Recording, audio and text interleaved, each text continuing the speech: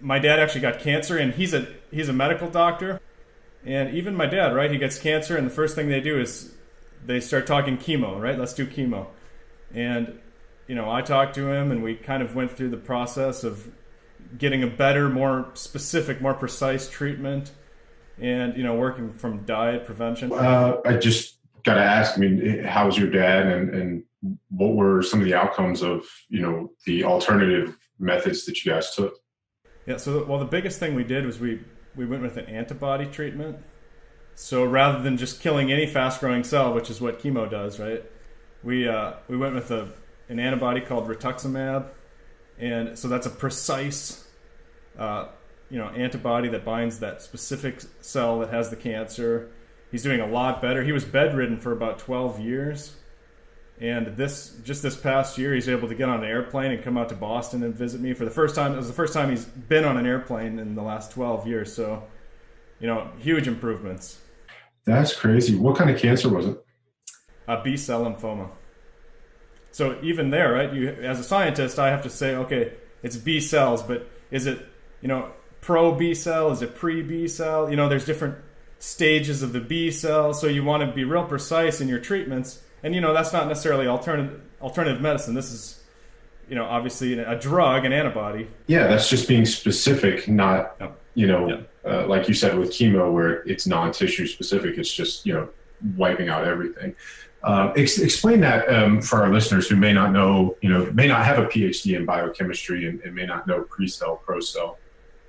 Yeah, so your immune cells are made in your bone marrow, and there's all kinds of different immune cells, and they come out in different maturity states. And I was eating lunch with the Nobel Prize winner. I've eaten lunch with 3 different ones. Of him, I always ask, okay, what are the new frontiers in science? What are some areas that we understand almost nothing about? And they all say the brain, and they say the immune system.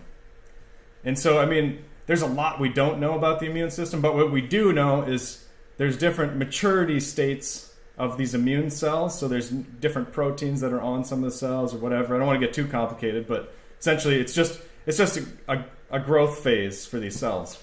You can get as complicated as you want. Our listeners want as deep as we can go on science. So, I got to know, when you have dinner with these Nobel Prize winners, are you picking up the tab? You're taking them out to lunch, right? Heck no, I don't pick up the tab. So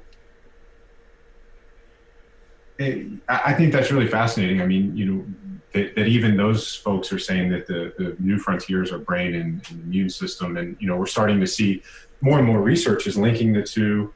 Gut-brain connection. We know that the gut is the first line of defense for the immune system.